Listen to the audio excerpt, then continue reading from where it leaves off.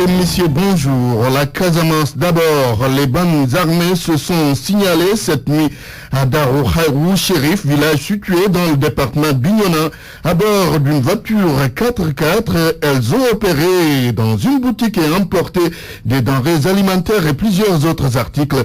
Un braquage qui sonne comme un avertissement. Abdoulaye Sambou.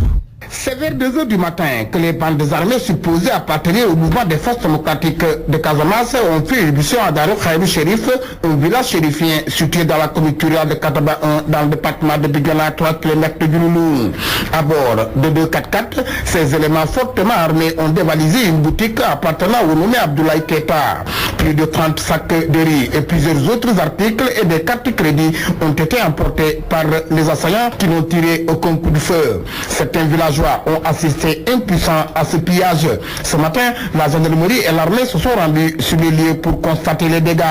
À en croire le porte-parole de la famille chérifienne, c'est la première fois que des bandes armées pillent une boutique dans ce village qui vient de célébrer il y a quelques semaines sa ziara annuelle. À en croire plusieurs sources, cette attaque est liée à la dernière sortie du shérif Samsidine Dino Kebadi Aïdara, natif de ce village. C'est un avertissement lancé à Dino, même s'il a déclaré publiquement qu'il n'était pas pour l'heure intéressé par ce dossier. Nous a confié un sage du FONI qui lui conseillait de s'éloigner de cette affaire. Ce matin, la tristesse et la peur ont fini de gagner les populations de cette partie du Nara, pourtant calme depuis des mois.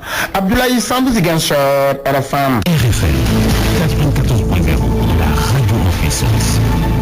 Barassadi s'explique sur les 20 milliards de francs CFA du port du futur et les 28 milliards de détournements de deniers publics en attendant les avis des experts maritimes. L'ancien directeur général du port autonome de Dakar a dit comment cet argent a été dépensé au moment où le procureur parle de marché fictif et sur le détournement de 28,867 milliards. Barassadi a fait savoir au procureur que dans l'enquête préliminaire de la DIC, une seule question lui avait été posée. Les réponses de l'ancien directeur général du port autonome de Dakar sont contenues dans un mémo dont RFM a obtenu une copie. Ibrahima Benjamin Diagne, c'est dans quelques instants. Il nous parle de l'affaire Barassadi. Oui, Ibrahima Benjamin Diagne, ce sera dans quelques instants. Je vous le disais donc, Barassadi s'explique sur les 20 milliards du port autonome, du port du futur, et les 28 milliards de détournements de deniers publics en attendant les avis des experts maritimes. L'ancien directeur général a dit comment cet argent a été dépensé au moment où le procureur parle de marché fictif et sur le détournement de 28,867 milliards. Barassadi a fait savoir au procureur que dans l'enquête préliminaire de la DIC, une seule question lui a été posée. Les réponses de l'ancien directeur général du port autonome sont contenues dans un mémo dont RFM a obtenu une copie. Nous y reviendrons. Après plusieurs mois de bruit, voici venu le moment de la réconciliation entre Macky Sall et Ali Badara Cissé. En tous les cas, c'est ce qui a été visible hier quand le chef de l'État est allé présenter ses condoléances à son ancien ministre des Affaires étrangères à l'occasion du décès d'un membre de sa belle famille. Cette nouvelle situation va sans doute entraîner des spéculations dans tous les sens. Commentaire Babacar Fall. Macky Sall, Alioune Badara Cissé, c'est du Abdoulaye Wade, Idrissa Seck version deuxième alternance. La scène d'hier, on l'a connue dans le passé, scène qui frôle l'ignoble, des funérailles transformées en meeting politique. Une indécence que Macky a abaissé, entraîné du PDS à la PR. Et si on ne fait pas attention, ces gens-là vont réussir à tenir l'opinion en haleine avec leurs histoires et leurs faux problèmes, comme avec Wade et Idi. Des batailles personnelles sous-tendues par l'intérêt personnel. Quand Macky Sall et Alioune Badara Cissé se réconcilient ou qu'ils soient en guerre, aucun effet sur l'économie, encore moins sur le plan Sénégal émergent. Le gouvernement et le grand cadre des syndicats d'enseignants dans un réel désaccord quand les syndicalistes parlent de volte-face des autorités par rapport à la validation routière avec le rappel des années de contractualisation. Le ministère de l'Éducation dit clairement qu'il n'y a pas encore d'accord. La parole aux uns et aux autres. Binta Diallo. La validation aux 2/3 avec rappel des années de volontariat, de vacations et de contractualisation divise et continue de diviser le gouvernement et les syndicalistes de l'enseignement. Les autorités veulent se dédire, c'est ce qu'avance le secrétaire général du SAEMS-QSEMS. Le porte-parole du grand cadre l'a dit, il y avait bel et bien accord sur ce point. Mamadou Lamine Dianté. Il y a le volte-face du gouvernement parce que l'autre sont partis en comité de rédaction du protocole d'accord. C'est le directeur de la SOLD qui est venu pour dire aux gens qu'eux n'ayant pas pris part à cette rencontre-là, ils ne sont pas d'accord pour le paiement de l'appel. Nous avons dit, nous avons entendu de la bouche du ministre de l'Éducation, il avait une instruction du président de la République et celle du Premier ministre Abdoul Mbaye. Donc à partir de ce moment-là, mais votre ministre ne peut pas s'opposer à cela parce que c'est une décision du président de la République. Alors maintenant, aujourd'hui, ce que nous constatons, c'est que aussi bien le ministre du budget que le ministre de la fonction publique veulent revenir en arrière par rapport à ce sur quoi on s'était accordé avec le ministre de l'Éducation. Les autorités précisent, la conseillère technique du ministre de l'Éducation ne se sont pas engagées à payer les années de contractualisation. Rien n'est encore décidé, tout est au stade de discussion, du moins sur ce point précis. Martel Marisibi est les chargés des syndicats. Maintenant, dans le cadre du rappel, on avait dit que, que les deux parties s'engageaient dans le cadre d'une commission ad hoc à étudier le niveau, les modalités, les conditions de prise en charge de cette revendication pour la rendre soutenable par les finances publiques. Et pour le reste, donc, qu'on permettrait aussi d'affiner l'évaluation du coût de la revendication puisqu'on ne s'est pas entendu aussi sur le coût. Donc, je ne pense pas que le gouvernement soit dans les dispositions de remettre en cause quoi que ce soit. Les discussions reprennent ce vendredi entre le gouvernement et les syndicalistes.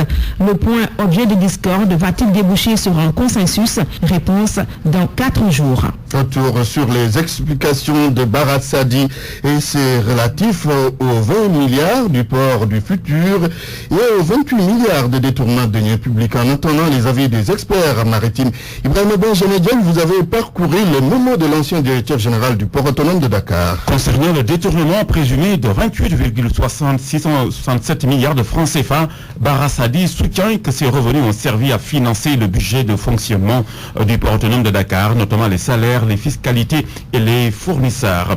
Pour le marché fictif de 20 milliards de francs CFA, photo à l'appui, Bara Sadi donne les détails des infrastructures effectuées au port autonome de Dakar. Il ne s'agit pas d'imposants ouvrages, mais de travaux sous-marins de grandes envergures si on tient compte de la description et des illustrations faites par l'ex-directeur général du port autonome de Dakar. Au Mont 8, par exemple, il parle d'un premier lot construit sous l'eau avec des centaines de blocs de quais en béton de plusieurs tonnes superposés à une hauteur de 13 mètres. Sadi souligne par ailleurs l'existence du deuxième lot portant sur un remblai hydraulique qui permet de puiser du sable en pleine mer. Il est estimé à 800 000 mètres cubes. Et puis, c'est ce que les experts maritimes doivent expliciter. Le volet dragage coûte 7 milliards de francs CFA. Ces travaux sont contrôlés par un bureau hollandais. Et Bara Sadi demande son audition à titre de témoin, puisqu'il a encaissé donc 500 millions de francs CFA pour le règlement de ses prestations. Des règlements effectués par le biais de la CBAO, rappelle l'ex-directeur général du port autonome de Dakar, avant de contester les indices graves et concordantes relevés dans l'accusation et pouvant prouver les délits d'escroquerie, de détournement des deniers publics et de corruption active. Ibrahim Benjamin Diagne, direct dans ce journal. Retour sur l'enseignement avec l'université Gaston Berger de Saint-Louis qui a perdu assez de temps avant la proclamation définitive des résultats des examens de l'année universitaire passée et le démarrage de ses cours suffisant pour que le mouvement des élèves et étudiants républicains appelle les enseignants à accélérer le rythme jugé lent pour rattraper le temps perdu. À Saint-Louis, Mohamed Nabissila. Après la satisfaction des revendications des enseignants de l'université Gaston Berger de Saint-Louis qui réclamaient le paiement d'indemnités et d'heures complémentaires, les étudiants veulent une accélération du rythme. Ce qu'on peut faire, c'est appeler les gens au sens de la responsabilité, appeler également les profs à comprendre les étudiants de toute la grève qui est en train d'être menée au niveau de l'université Gaston Berger de Saint-Louis. Ce sont les étudiants simplement qui sont les grands perdants. Et il est important que les profs puissent comprendre que les étudiants qui sont là, qui n'aspirent qu'à pour pouvoir acquérir l'Afrique du savoir pour diriger le Sénégal demain, que c'est eux qui doivent leur donner ce savoir-là et pouvoir maintenir la barque du Sénégal haute. Et Maurice Tine du mouvement des élèves et étudiants républicains de l'UGB d'ajouter sa satisfaction sur l'intérêt que le programme a suscité chez les nouveaux bacheliers. On était dans une perspective d'accueillir les nouveaux bacheliers au niveau de l'Université Gaston Berger de Saint-Louis et en même temps essayer de massifier notre parti au niveau de la base. Les nouveaux bacheliers sont également des étudiants qui sont très imbus des valeurs républicaines. Le maire UGB compte mener plusieurs campagnes et propagandes pour recruter davantage afin de massifier leur parti. RFM Saint-Louis, Mohamed Nabissila. RFM. Baisse du coût du loyer, le service régional du commerce reçoit en moyenne 100 appels par jour, soit ce sont des réclamations, soit ce sont des demandes de renseignements. Le numéro vert est aujourd'hui très sollicité par les locataires et bailleurs. Mantouré. Le numéro vert c'est le 800 00 77 77. Allô, maaleykum salaam. maa ngi fi alhamdulilah. du waraloon woote bi. ça va bien merci. waaw bés bu waaw déedéet. Matar Dramé fan nga dëkk monsieur Dramé. léegi moom mu ne mois bi di ñëw lañ koy commencé appliquer. déedéet commencé nañ ko depuis le 30. Ça demande des informations, ça réclame. Bref, depuis près de 3 jours, le téléphone ne cesse de sonner. Allô. Au service régional du commerce, tout est fait pour répondre correctement aux locataires. Le 31 janvier, nous en sommes minimum à 150, entre 150 et 200 appels par jour. Sur les appels, il y a les locataires et les bailleurs, mais beaucoup plus du côté des locataires quand même. Donc fondamentalement, c'est des demandes d'information que les locataires demandent, le montant de leur loyer qu'ils doivent payer. Aux bailleurs aussi, c'est de même. Il y a des bailleurs qui demandent s'ils peuvent aller vers la surface corrigée, parce qu'ils n'avaient pas conclu de contrat sur la base de la surface corrigée. Bon, il y a des bailleurs qui demandent sur le prix, sur la catégorisation, est-ce que ces prix-là, c'est toute taxe comprise ou c'est hors taxe? Toute taxe comprise, il y a le prix de la location simple, sur lequel les gens majorent la taxe d'enregistrement de 2% et la taxe sur les ordures ménagères de 3,6%. Vous agrégez toutes ces charges, ça vous donne le loyer, toute taxe comprise. Pas encore de contentieux, la dissuasion est de rigueur. Plus de 500 appels en 3 jours, les interpellations concernant le loyer ont damé le pion à celle de la baisse des denrées de première nécessité. La baisse du coût du loyer est bien effective donc au grand bonheur des locataires. Et comment tirent-ils profit de cette mesure? Chacun se prononce. Pour d'aucuns, l'argent tiré de la baisse du loyer sert à renforcer la dépense quotidienne et pour d'autres, c'est pour réaliser d'autres projets. Reportage de Nabé Seydouba. C'est la réponse qui revient à chaque fois. L'argent gagné avec cette baisse des prix de la location va servir à renforcer la dépense quotidienne. Youssou Badiane. Ça va revenir à 28 000 parce que j'ai payé à 48 000. Ouais. Maintenant c'est 28 000. 28 500, ouais. Bon, ça va augmenter mon panier de la ménagère parce que si bon, il a des difficultés de la vie, ça va un peu améliorer les revenus, bon, mes conditions de vie, etc. et les prises en charge de la famille, quoi. Parce que j'ai une femme et un enfant, de s'occuper de leur santé, de leur bien-être en quelque sorte. Ouais, voilà. Donc ça vous soulage, hein? Franchement, je suis tellement content là, de cette décision. Si beaucoup pensent au panier de la ménagère, Joseph Sadio, lui, veut profiter de cette baisse pour terminer ses chantiers. 30 000. Vous payez 30 000 par mois. Par mois. Wow. C'est le 29% de reste, je peux mettre ça dans mon bâtiment. Acheter plus de ciment. Acheter plus de ciment. Wow. Pour pouvoir soulager un peu. Donc vous allez mettre à contribution ces 29% pour faire votre propre maison. Ma propre maison, oui. La baisse du coût du loyer effectif, ce sont des sous en plus dans les poches des Sénégalais locataires. Et ces bonus sont plus qu'appréciés par ces derniers qui réinvestissent cet argent selon leurs priorités. L'actualité internationale. Oui, nous commençons avec le Mali ou par le Mali, donc avec le séjour des représentants onusiens. Nous vous parlions hier de la rencontre entre la délégation du Conseil de sécurité et les groupes armés du Nord Mali. Ces trois mouvements, le Mouvement national de libération de l'Azawad, le Haut Conseil pour l'unité de l'Azawad et le Mouvement arabe de l'Azawad ont parlé d'une seule voix. Ils réclament tous un statut particulier, une autonomie pour le nord du Mali en quelque sorte. Par ailleurs, ces groupes séparatistes refusent un désarmement total sans de véritables négociations, même si aucune date n'a été retenue pour la reprise des pourparlers. Les représentants de l'ONU partent confiants. En Mauritanie, un jour après sa démission, le Premier ministre est reconduit dans ses fonctions. Après les législatives, Moulay Ould Mohamed Lardaf s'était retiré comme le veut la Constitution. Il est Premier ministre depuis 2008 suite au putsch du général Aziz, devenu président de la République. Sa reconduction ne surprend pas puisque cet ingénieur est un fidèle du chef de l'État. Il faut dire que les membres du nouveau gouvernement ne sont pas encore connus, Antoine. En Guinée-Bissau, la classe politique reste très divisée à moins de 3 mois de la présidentielle. Il s'agit surtout des deux plus grands partis du pays, le PAIGC et le PRS. Tous les deux n'arrivent pas à s'entendre sur le choix de leur candidat. Les détails avec Daoud Diouf.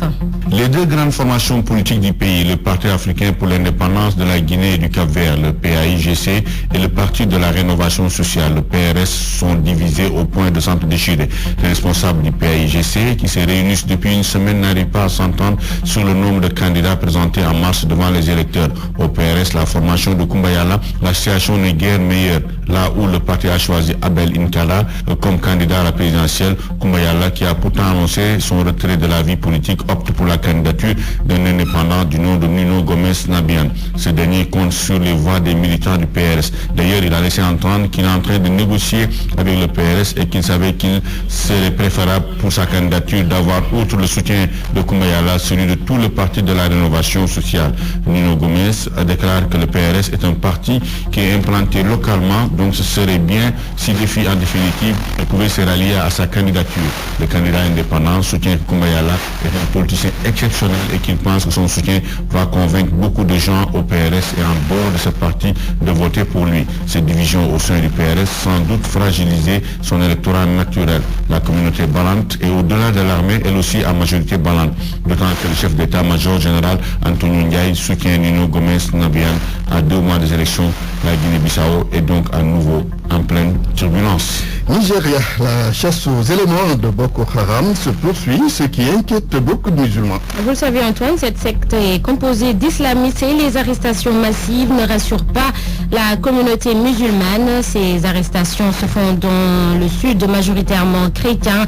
Déjà en janvier, 300 commerçants soupçonnés d'appartenir au groupe islamiste ont été arrêtés. Cette suspicion envers les musulmans fait craindre un regain de tensions intercommunautaires. Certains pensent même que des politiques se cachent derrière ces opérations. Pour rappel, le Nigeria prépare sa présidentielle prévue dans un an. Le Gabon, Jean Ping a rejoint l'opposition depuis le week-end dernier. Toutefois, cette décision n'est pas une surprise. L'ancien ministre a affirmé n'avoir plus rien à voir avec les autorités gabonaises. Pourtant, Jean Ping a été bien servi sous les régimes d'Omar Bongo et celui de son fils. Il fut également le président de la Commission de l'Union africaine. Jean Ping explique donc ses distances par le fait que l'actuel pouvoir chercherait à freiner ses activités de consulting dans le pays. Selon le porte-parole de la présidence, il agit ainsi, Jean Ping, donc juste pour servir ses intérêts. Antoine. Merci Sornana Tambay pour cette page internationale. Parole aux auditeurs. L'actualité, qu'en pensez-vous? Réagissez dans nos éditions d'information sur l'actualité. Bonjour. Oui, bienvenue sur cette antenne direct. Du lundi au vendredi, vous avez la parole sur RFM. Dans notre but aujourd'hui, il sera question du plan Sénégal émergent avec la rencontre de Paris avec le groupe consultatif. Débat donc vers 12h30. RFM Sport. Malal Junior gagne pour les sports du football. D'abord, le coach du Casa Sport, remercié par la direction du club. Ibrahima Diarra n'est plus l'entraîneur du Casa Sport. Il a été démis de ses fonctions ce matin par la direction du Casa Sport pour mauvais résultats. C'est son adjoint Simon Kabou qui prend les rênes de l'équipe en attendant l'arrivée d'un nouvel entraîneur sur le banc du Casa Sport. L'équipe de la Verte Casamance est actuellement 13e avec pas mal de défaite au compteur. Une situation qui a même poussé les supporters à arrêter le match qui opposait le Casa au Giraffe samedi dernier. C'était au stade Demba Diop. La préparation également des compétitions africaines, les Girafes de Dakar sonnent la grande mobilisation. Les dirigeants du club de la Médina sont actuellement face à la presse à leur siège au Point E.